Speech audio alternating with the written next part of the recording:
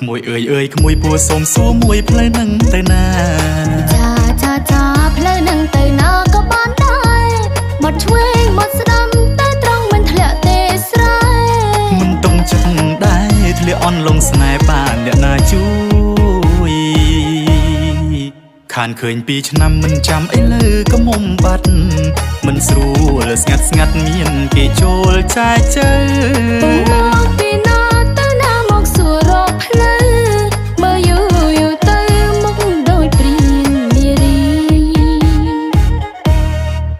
កាលពូនៅស្រុកមុខនឹងរៀងនាងតូចញាប់គេហៅការច្រាប់ហើយការឆ្នាំងគ្មានពីរចាំទេពូអាចប្រុសស្អាតភូមិព្រៃក៏គេពូព្រាននារីអ្នកណាគេថាមិនល្បីបានហើយពូទាក៏មិន